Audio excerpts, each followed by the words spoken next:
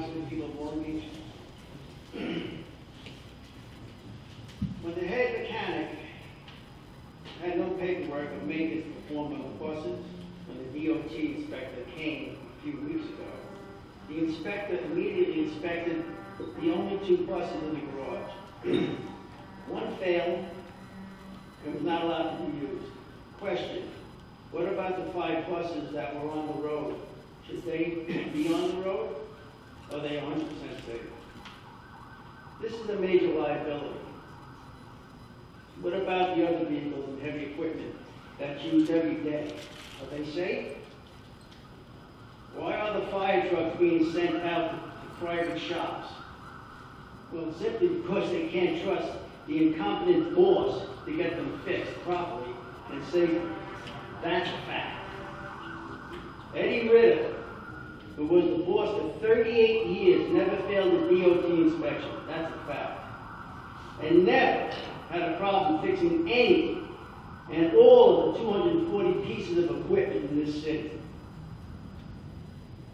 If the city wants to play Russian roulette with the lives of the public and the city employees, it's on you, City Council and City Manager. But it's very ironic. The one person in the city who truly knows how bad and dangerous the situation is Mike Tedney, acting city manager. He had bought his car just before he became city manager. He had bought his car in for a complete inspection the day before he had to go out on the parkway for a long ride. The next day, when coming back home, the drive shaft fell out. These are the big drive shafts, almost causing a horrific accident. When he got back to Long Beach, he went ballistic on our incompetent head boss mechanic. And he said, I quote, "If it's the last thing I ever do before I retire, it's to get you fired." That's a fact. Well, what happened, Mike? I can't and I won't believe politics is more important than safety. Then again, why is this incompetent boss still here after 4 years of mayhem?